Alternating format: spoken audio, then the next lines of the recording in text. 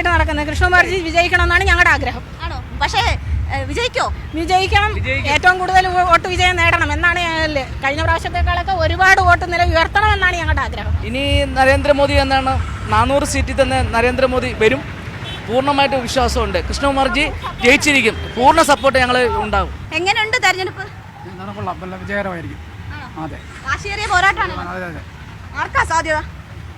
അത് നമുക്കിപ്പോൾ പറയാൻ പറ്റത്തില്ല. ഇലക്ഷൻ കഴിഞ്ഞിട്ടേ പറയാൻ പറ്റും. എങ്ങനെയുണ്ട് തെരഞ്ഞെടുപ്പ്?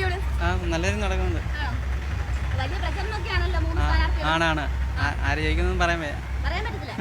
2 തവണ ജയിച്ച പ്രേമേന്ദ്രൻ ഹാട്രിക് തേക്കാണ് നിൽക്കുന്നത്. അറിയാൻ വയ്യ ഒന്നും. എങ്ങനെയുണ്ട്? അങ്ങനെ വാശിയേറിയ പോരാട്ടം അല്ലേ? പിന്നെ ആർക്കാ സാധ്യത? പേഴ്സണൽ ഒപ്പീനിയൻ പറയാൻ പറ്റില്ല. ടൈറ്റ് മത്സരമാണോ? മത്സരം ടൈറ്റാണ്.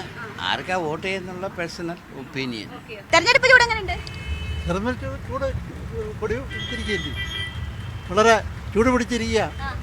ആര് ജയിക്കുമെന്നാ തോന്നുന്നത്? ആര് ജയിക്കുമെന്നുള്ളത് ഇവിടെ 3 മുന്നണിയും വളരെ ശക്തമായ നിലപാടാണ്. എങ്കിലും പ്രേമേന്ദ്രൻ സാറിനാണ് സാധ്യത കൂടുതൽ.